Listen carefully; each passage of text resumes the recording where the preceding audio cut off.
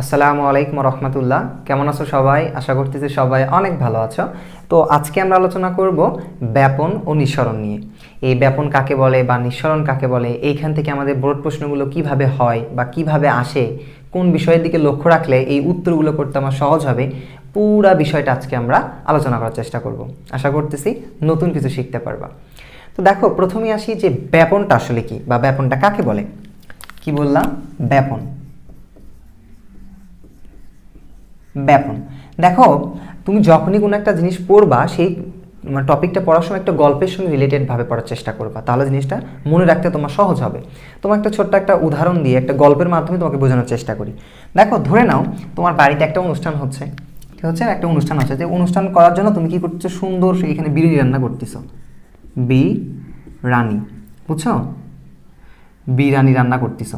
তো এখন কথা হলো কি, দেখো তো, বিরিয়ানি যখন তুমি রান্না করবা, তো এই বিরিয়ানিগুলোর কি একটা গন্ধ হবে না? সুন্দর সুন্দর কিন্তু গন্ধ হবে, তাই না? বিরিয়ানির কিন্তু গন্ধ হবে। আচ্ছা, তুমি এখন যে রান্না করতে, তুমি তাকে বলতেছো, ভাই, আমি প্রচুর টাকা খরচ করে এই বিরিয়ানিটা করতেছি বা এই অনুষ্ঠানটা করতেছি, আপনি একটা কাজ করবেন, সেটা হলো কি, আমার যে বিরিয়ানির গন্ধ আছে, এই গন্ধ যেন আর অন্য কোথাও না যায়, এখানেই যেন শুধু থাকে। বিষয়টাকে এমন করতে পারবা তুমি? কখনোই কিন্তু করতে পারবে না। তুমি যত টাকাই খরচ করো না কেন, টাকা খরচ করে রান্না করতেছো, ঠিক আছে, সমস্যা নেই, কিন্তু এখান থেকে যে বিরিয়ানির যে গন্ধটা আসবে, সেই গন্ধটা কিন্তু চতুর্দিকে ছড়িয়ে পড়বে। ঠিক আছে? আশা করি তুমি ব্যাপারটা বুঝতে পারছো। কি হলো, বিরিয়ানি রান্না করতেছো তুমি, কিন্তু এই বিরিয়ানির যে গন্ধটা আছে, এই গন্ধটা কিন্তু চতুর্দিকে ছড়িয়ে পড়বে, তুমি চাইলেও তাকে আটকাতে পারবে না। বুঝছো? আচ্ছা, আর একটা উদাহরণ দিই। ধরে নাও তুমি তোমার রুমের ভেতর তুমি কি করছো, এখানে একটা কাঁঠাল রাখছো, বুঝছো? এই কাঁঠাল রাখছো, পাকা কাঁঠাল, যদি এটা ধরে না, এটা কাঁঠাল। কি হলো, তোমার রুমের ভেতর তুমি একটা পাকা কাঁঠাল রাখছো। তো এখন পাকা কাঁঠাল রাখার পর কি হয়, দেখা যায় এই পাকা কাঁঠালের গন্ধটা কিন্তু আশেপাশে যে রুমগুলো আছে সেখানেও কিন্তু ছড়িয়ে পড়ে। দেখা যায় যে তুমি, এমনটা হয় না যে পাকা কাঁঠাল তুমি একটা রুমে রাখছো, পাশের রুমেতে যাচ্ছে না, দেখা যায় যে ওই পাকা কাঁঠালের গন্ধটা চতুর্দিকে কিন্তু ছড়িয়ে পড়ে। বুঝছো? এখানে কি হচ্ছে, এখানে বিরিয়ানির গন্ধটা ছড়িয়ে পড়তেছে, এখানে পাকা কাঁঠালের যে গন্ধটা সেটাও কিন্তু ছড়িয়ে পড়তেছে। এই যে গন্ধগুলো ছড়িয়ে পড়লো, এটাকেই বলা হচ্ছে ব্যাপন। ঠিক আছে? এখানে যে বিরিয়ানির যে গন্ধটা ছড়িয়ে পড়তেছে, এটাকেও তুমি ব্যাপন বলবা। এখানে কাঁঠালের যে গন্ধটা ছড়িয়ে পড়তেছে, এটাকেও তুমি কি বলবা? ব্যাপন বলবা। এখন তুমি আমাকে বলবা যে, আচ্ছা ভাই, আমি বুঝতে পারলাম বিরিয়ানির গন্ধ এবং কাঁঠালের গন্ধ ছড়িয়ে পড়াকে ব্যাপন বলতেছি, কিন্তু কেন ব্যাপন বলতেছি, কারণটা আসলে কি, ব্যাপনের সংজ্ঞাতে আসলে কি বলা হচ্ছে, সেটা একটু বোঝার চেষ্টা করো, তাহলে তোমার এগুলো বুঝতে আরও সহজ হবে। তো ব্যাপনের সংজ্ঞাতে বলা হলো যে কোনো মাধ্যমে, যে কোনো মাধ্যমে হতে পারে, কোনো মাধ্যমে যে কোনো পদার্থে, সেই পদার্থ হতে পারে কঠিন, তরল বা গ্যাসীয় পদার্থ, স্বতঃস্ফূর্ত বা সমভাবে ছড়িয়ে পড়ার প্রক্রিয়াকেই বলা হয় ব্যাপন। আমি আরেকবার বলি, খুব মনোযোগ দিয়ে শোনো, আমি দুইটা কথা কিন্তু উল্লেখ করতেছি এখানে, মনোযোগ দাও। সেটা হলো কি, আমি বললাম কোনো মাধ্যমের যে কোনো পদার্থ, সেটা হতে পারে কঠিন, হতে পারে তরল, হতে পারে গ্যাসীয় পদার্থ, যে কোনো পদার্থ স্বতঃস্ফূর্ত বা সমভাবে ছড়িয়ে পড়াকেই আমরা বলতেছি ব্যাপন। ঠিক আছে? দেখো, এখানে আমি দুইটা কথা বারবার উল্লেখ করতেছি, একটা হলো স্বতঃস্ফূর্ত, একটা হলো সমভাবে। দেখো, এই দুইটা কথা কেন উল্লেখ করলাম, তুমি চিন্তা করো, বিরিয়ানির যখন গন্ধটা তুমি ছড়াচ্ছে, এখানে কিন্তু তুমি কি বাধা সৃষ্টি করতেছো? বাধা সৃষ্টি করার আগ পর্যন্ত কিন্তু সে কিন্তু সমভাবে ছড়িয়ে পড়বে। এমন কিন্তু না যে বিরিয়ানির কিন্তু কোনো ওই রকম মন মানসিকতা নেই যে বিরিয়ানি বলতেছে, বিরিয়ানির গন্ধটা বলতেছে, ওই তো ভালো না, আমি ওর বাসাতে যাব না, এমনটা কি হয়? এমনটা কিন্তু হবে না। বিরিয়ানির গন্ধ কিন্তু যেদিকে পাবে সেদিকে সমভাবে ছড়িয়ে পড়বে, এখানে কিন্তু বাধার কোনো ক্রিয়েট আমরা করতেছি না বা কেউ করে না। ঠিক আছে? অর্থাৎ বলা হচ্ছে, এই যে স্বতঃস্ফূর্ত বা সমভাবে বলতে বোঝায় এখানে কোনো বাধার ক্রিয়েট হয় না, সুন্দরভাবে চতুর্দিকে সমানভাবে ছড়িয়ে পড়ে, সেজন্য বলা হচ্ছে স্বতঃস্ফূর্ত বা সমভাবে। ঠিক আছে? আশা করি তোমরা ব্যাপারটা বুঝতে পারছো। তাহলে আমরা কি বললাম, যে কোনো মাধ্যমে কঠিন, তরল বা গ্যাসীয় পদার্থ স্বতঃস্ফূর্ত বা সমভাবে ছড়িয়ে পড়াকে বলা হচ্ছে ব্যাপন। আচ্ছা, ভালো কথা, ব্যাপনটা আমরা বুঝলাম। তো এখন আসি যে এই ব্যাপন থেকে প্রশ্ন আসে কিভাবে পরীক্ষার খাতায়। পরীক্ষার খাতায় কিন্তু আমার চায় না তুমি সংজ্ঞা লেখো, বলে যে কোন গ্যাসের ব্যাপনের হার বেশি, কোন গ্যাসের ব্যাপনের হার কম, এটা তুমি কিভাবে ব্যাখ্যা করবা, তাই না? অর্থাৎ এই যে ব্যাপনের হার তুমি কিভাবে বুঝতে পারবা, কার ব্যাপনের হার দেখবা। তোমাকে অনেক সময় দেখা হয় যে তোমাকে একটা পরীক্ষার খাতে তোমাকে প্রশ্ন করছে, দুইটা গ্যাস দিয়ে রাখছে, আমি একটা উদাহরণ দিয়েই বুঝাই। ধরে নাও তোমার কাছে হলো মিথেন একটা গ্যাস আছে, আর এখানে রাখছে ধরো কার্বন ডাইঅক্সাইড। তোমাকে বলা হচ্ছে এই যে মিথেন গ্যাস এবং কার্বন ডাইঅক্সাইড গ্যাস, দুইটা গ্যাস তোমাকে দিয়ে রাখলো, বলা হচ্ছে এই দুইটা গ্যাসের ভেতর থেকে কার ব্যাপনের হার বেশি আর কার ব্যাপনের হার কম, এটা তুমি কিভাবে নির্ণয় করবা? এই প্রশ্নটা কিন্তু আসেই, মানে খুবই আসার সম্ভাবনা খুবই বেশি, এই জন্য খুব একটু বেশি করে মনোযোগ দাও। কি বলা হলো যে দুইটা গ্যাস তোমাকে দেওয়া আছে, এখান থেকে বলতেছে যে কার ব্যাপনের হার বেশি কার ব্যাপনের হার কম সেটা তোমাকে নির্ণয় করতে হবে। এটা তুমি কিভাবে নির্ণয় করবা? দেখবা যে এই ব্যাপনের সাথে আমাদের একটা আণবিক ভরের সম্পর্ক আছে। কার সাথে সম্পর্ক? ব্যাপনের সাথে আণবিক ভরের একটা সম্পর্ক আছে। এই সম্পর্কটা কি জানো? সেই সম্পর্কটা হলো যে আর তে বোঝায় ব্যাপন, আর প্রপোর্শনাল 1/√m। এই এমটা হলো আমাদের সেই আণবিক ভর বা পারমাণবিক ভর, ঠিক আছে? এমটা কি? আণবিক ভর বা পারমাণবিক ভর। আর এই আরটা হলো কিন্তু আমাদের সেই ব্যাপন, ঠিক আছে? আরটা কি? আরটা হলো ব্যাপন। তো আমরা দেখতেছি এই ব্যাপনের সাথে আণবিক ভরের একটা সম্পর্ক আছে। কি সম্পর্ক? ব্যস্তানুপাতিক সম্পর্ক। কিরকম ব্যস্তানুপাতিক? বর্গমূলের ব্যস্তানুপাতিক, ঠিক আছে? তাহলে আমরা কি বুঝলাম এখান থেকে? দেখো, আমরা বললাম ব্যাপনের সাথে এই আণবিক ভরের একটা সম্পর্ক আছে। সেই সম্পর্কটা কেমন? ব্যাপন তার আণবিক ভরের বর্গমূলের ব্যস্তানুপাতিক। আসলে ব্যস্তানুপাতিক সম্পর্কটা কি? ব্যস্তানুপাতিক সম্পর্ক দ্বারা বোঝায় যে এই আণবিক ভর যদি কারো বেশি হয় তার ব্যাপনের হার হয়ে যাবে কি? কম। অর্থাৎ একে অপরের উল্টাটা। ব্যাপন আণবিক ভর যদি বেশি হয় ব্যাপন হবে কম, আর আণবিক ভর যদি কম হয় ব্যাপন হবে কি? বেশি। ব্যস্তানুপাতিক সম্পর্ক মানে কি জানো? কম বেশি, মানে একটা কমলে আর একটা বেড়ে যাবে, আর একটা বাড়লে একটা কমে যাবে, ঠিক আছে? আর সমানুপাতিক মানে কি? সমানুপাতিক মানে এটাও যদি বা ডান পাশেও যদি বাড়ে তাহলে বাম পাশেও বেড়ে যাবে, ঠিক আছে? আশা করি তোমরা ব্যাপারটা বুঝতে পারছো। তাহলে আমরা বুঝলাম ব্যাপনের সাথে আণবিক ভরের সম্পর্ক বর্গমূলের ব্যস্তানুপাতিক। তো এখন এটা দ্বারা আমরা এই দুটো গ্যাসকে কিভাবে ব্যাখ্যা করব, তাই না? লক্ষ্য রাখো, তুমি দেখবা যখন তোমাকে বলবে যে এই তিনটা গ্যাসের ভেতর থেকে কার ব্যাপন বেশি বা এই দুইটা গ্যাসের ভেতর থেকে কার ব্যাপন বেশি বা ব্যাপনের হার বেশি, তখন তুমি প্রথম তার আণবিক ভরটা বের করে নিবা। কি বের করে নিবা? আণবিক ভরটা। তো দেখো তো, এই যে মিথেন গ্যাসটা আছে, আশা করতেছো তোমরা আণবিক ভর বের করতে পারো। না পারলে সমস্যা নেই, আমাকে বলবা, আমি এটা নিয়েও ভিডিও আপলোড দিব। এই যে মিথেনের আণবিক ভরটা কত বলো তো? এর আণবিক ভর কত? কার্বনের হলো 6 2 12, 12 আর 4 কত হয়? 16। এর আণবিক ভর হলো 16। আবার এই কার্বন ডাইঅক্সাইডের ক্ষেত্রে আণবিক ভর কত হবে? কার্বন হলো 12 আর হলো 32, অর্থাৎ 44। অর্থাৎ আমরা কিন্তু জানি, আমি দুইটা গ্যাসের আণবিক ভরটা বের করে নিলাম। তো এখন আমি এইখান থেকে কিন্তু বলতে পারবো কার ব্যাপনের হার বেশি কার ব্যাপনের হার কম। কিভাবে? দেখো, আমরা তো সূত্রটা জানি কি? আর প্রপোর্শনাল 1/√m। ও এখন তোমার মনের ভেতর একটা প্রশ্ন আসতে পারে যে ভাই আমি এই সূত্রটা আসলে পেলাম কোথায়? এক্স্যাক্টলি কিন্তু সূত্রটাই আণবিক ভর দিয়ে না। যখন তোমরা একটু আরও প্রো ক্লাসে উঠবা দেখবা গ্রাহামের ব্যাপন যে সূত্রটা আছে ওইখান থেকে তুমি এই সূত্রটা নিয়ে আসতে পারবা, ঠিক আছে?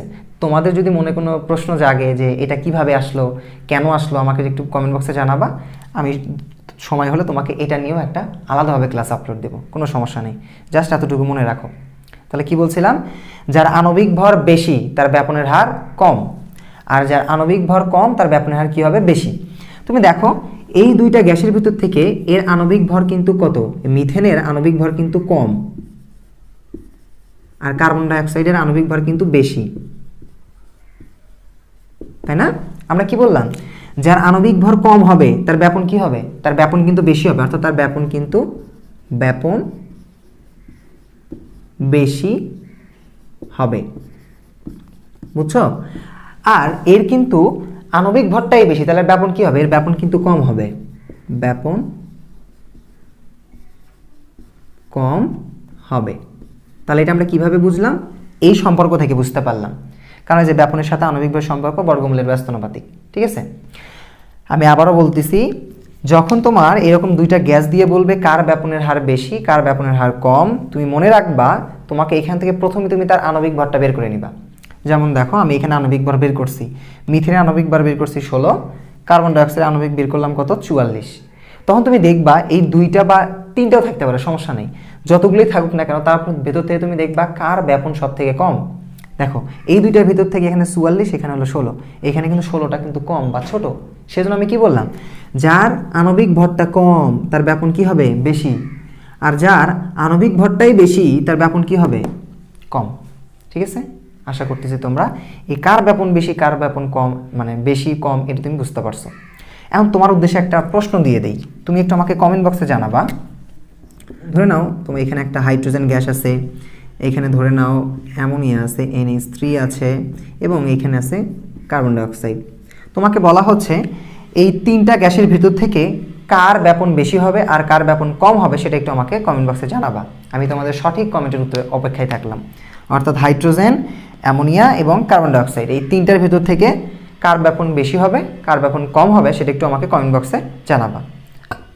আমি অপেক্ষায় থাকলাম, ঠিক আছে? তো দেখো আমরা কিন্তু ব্যাপন জিনিসটা বুঝতে পারলাম। এখন আসি যে নিঃসরণটা আসলে কাকে বলে।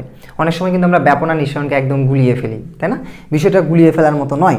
তো নিঃসরণ বলতে কি বোঝায়, আমি যদি তোমার একটা উদাহরণ দিই, খুব সহজ একটা উদাহরণ। দেখো আমার কাছে এখানে একটা সেন্টের বোতল আছে, তাই না? এর ভিতর কিন্তু অনেক সেন্ট আছে।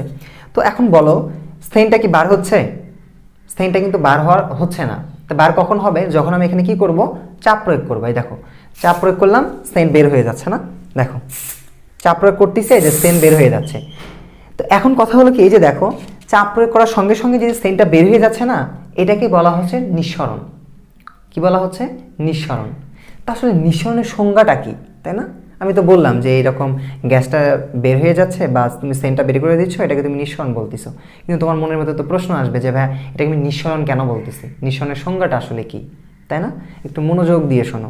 সেটা কি বলা হচ্ছে যে কোনো গ্যাসীয় পদার্থকে, কি বলা হচ্ছে, কোনো গ্যাসীয় পদার্থকে, দেখো এর ভিতর কিন্তু গ্যাসীয় পদার্থই আছে, কোনো গ্যাসীয় পদার্থকে সরু বা ছিদ্র পথে, দেখো তো এটা সরু একটা ছিদ্র পথ না, সরু বা ছিদ্র পথে চাপ প্রয়োগের মাধ্যমে, দেখো চাপ ছাড়া কিন্তু সেন্ট বার হয় না, চাপ প্রয়োগের মাধ্যমে উচ্চ চাপ হতে, ভিতরে কিন্তু উচ্চ চাপ হতে নিম্ন চাপের দিকে ছড়িয়ে পড়া প্রক্রিয়াকেই বলা হচ্ছে নিঃসরণ।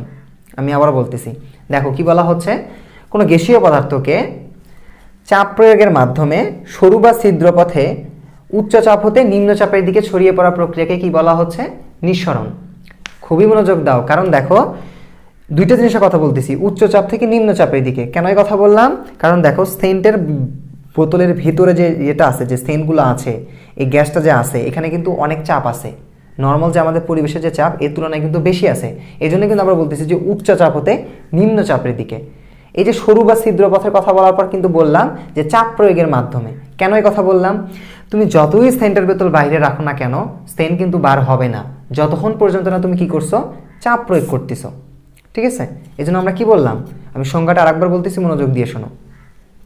বলা হচ্ছে কি, যে গ্যাসীয় পদার্থকে সরু বা ছিদ্র পথে চাপ প্রয়োগের মাধ্যমে উচ্চ চাপ হতে নিম্ন চাপের দিকে ছড়িয়ে পড়ার প্রক্রিয়াকে কি বলা হচ্ছে? তার নিঃসরণ, ঠিক আছে? তাহলে আমরা এতটুকু ক্লিয়ার হলাম যে সেন্টের ভেতর থেকে যে এই যে বার করতেছি সেন্টটা, এটা কি হচ্ছে? নিঃসরণের মাধ্যমে কিন্তু বের হচ্ছে। তবে এখানে কিন্তু একটা কথা আছে, নিঃসরণের মাধ্যমে গ্যাসটা বের হলো ভালো কথা, কিন্তু ছড়িয়ে যাচ্ছে কিন্তু আবার কার মাধ্যমে বলো? নিঃসরণের মাধ্যমে তো বের হলো, আর ছড়িয়ে পড়তেছে ব্যাপনের মাধ্যমে। এটা কিন্তু তোমাকে বুঝতে হবে। তাহলে কি, সেন্টের ভেতর থেকে সেন্ট বার হচ্ছে নিঃসরণের মাধ্যমে, কিন্তু ছড়িয়ে পড়তেছে ব্যাপন প্রক্রিয়ার মাধ্যমে, ঠিক আছে? সমভাবে চতুর্দিকে ছড়িয়ে পড়ে গন্ধটা। ক্লিয়ার? তো এখন তোমাদের মনে কিন্তু একটা প্রশ্ন আসতে পারে, আমি কিন্তু সংজ্ঞাতে বললাম গ্যাসীয় পদার্থের ক্ষেত্রে কিন্তু শুধুমাত্র কেবল নিঃসরণটা ঘটে, ঠিক আছে? কি আছে, এই যে ব্যাপন এবং নিঃসরণের মাঝে একটা পার্থক্য, সেটা খুবই সূক্ষ্ম একটা পার্থক্য। সেটা হলো কি, ব্যাপন যে কোনো পদার্থের হতে পারে, কঠিন, তরল বা গ্যাসীয় পদার্থের হতে পারে, কিন্তু নিঃসরণটা কিন্তু শুধুমাত্র গ্যাসীয় পদার্থের ক্ষেত্রে ঘটে। নিঃসরণ কিন্তু কখনোই তরল বা কঠিন পদার্থ হতে পারে না। এটা কিন্তু আমাদের একদম মুখস্থ মনে রাখতে হবে, ঠিক আছে? আশা করি ব্যাপারটা বুঝতে পারছো। তো এখন তোমরা আমাকে একটা প্রশ্ন করবা, সেটা হলো কি, যে তোমরা এখন বলবা যে ভাই আপনি যেহেতু বললেন যে নিঃসরণটা শুধুমাত্র গ্যাসীয় পদার্থের ক্ষেত্রেই হয়, তো অনেক বইয়ে তুমি দেখবা যে লেখা আছে যে সিলিন্ডারের ভেতর থেকে যে গ্যাসটা বের হচ্ছে, বা এটাকে আমরা বলতেছি নিঃসরণ। তো এটাকে নিঃসরণ কেন বললাম? কারণ তুমি লক্ষ্য করে দেখবা, আমরা বাসাবাড়িতে যে সিলিন্ডারে যে গ্যাসটা ইউজ করি, সেখানে কিন্তু কি থাকে, তরল অবস্থায় গ্যাসটা থাকে। তো তরল অবস্থায় যদি গ্যাসটা থাকে, তাহলে এখানে তো নিঃসরণ হওয়ার কোনো চান্সই নাই। তারপরেও কিন্তু আমরা বলি যে সিলিন্ডারের ভেতর থেকে যে গ্যাসটা বের হচ্ছে, তাকে আমরা বলতেছি কি, নিঃসরণ। কিন্তু কেন এই কথা বলি? কে কে উত্তর জানতেছিলে আমাকে একটু কমেন্ট বক্সে জানাবা, যে আমি পারি স্যার, বিষয়টা আমি জানি, ঠিক আছে? আমাকে একটু কমেন্ট বক্সে জানাবা। আমি প্রশ্নটা আবার বলতেছি, যে আমরা বললাম নিঃসরণটা শুধুমাত্র গ্যাসীয় পদার্থের ক্ষেত্রে হয়, অন্য কোনো পদার্থের ক্ষেত্রে হয় না। তো আমাদের বাসাবাড়িতে যে সিলিন্ডারে যে গ্যাসটা ইউজ করা হয়, সেটা তো তরল অবস্থায় থাকে। তো তো এখানে আমরা কেন বলি যে সিলিন্ডারের ভেতর থেকে গ্যাসটা যে বের হচ্ছে তাকে আমরা বলতেছি নিঃসরণ, কেন বলি, তার কারণ কি? আচ্ছা, কারণটা একটু বলে দিই। সেটা হলো কি, দেখো ধরে নাও এটা একটা সিলিন্ডার, এটা একটা সিলিন্ডার, এটা একটা সিলিন্ডার আমার কাছে আছে, এই সিলিন্ডারের ভিতর গ্যাসটা আছে। এখন কথা হলো কি, দেখো সিলিন্ডারের ভিতর গ্যাসটা যতক্ষণ পর্যন্ত আছে সেটা তরল অবস্থাতেই আছে, কিন্তু সিলিন্ডার থেকে গ্যাস যখন বের হয়ে যাচ্ছে, চাপ প্রয়োগের মাধ্যমে তুমি যখন গ্যাসটাকে বের করে দিয়ে আগুন জ্বালাচ্ছ, তখন সেটা যখন সিপিটা খুলে যাচ্ছে তখন সেটা গ্যাসীয় পদার্থ রূপান্তরিত হয়ে বের হচ্ছে।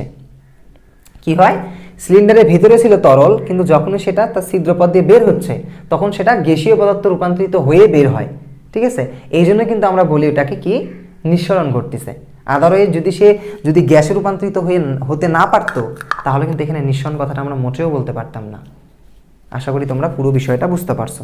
আমি আরেকবার বলি, সেটা হলো কি, আমরা যে বাসাবাড়িতে যে গ্যাসটা ইউজ করি সেখানে আমাদের গ্যাসটা তরল অবস্থায় থাকে, তরল অবস্থাতে সে যখন বের হচ্ছে, জ্বালানি হিসেবে বের হচ্ছে, তখন সেটা গ্যাস হিসেবে বের হয়ে যায়, বের হওয়ার সঙ্গে সঙ্গেই। সেজন্য বলতেছি আমরা এটাকে নিঃসরণ। ক্লিয়ার? আশা করতেছি তোমরা বিষয়টা বুঝতে পারছো।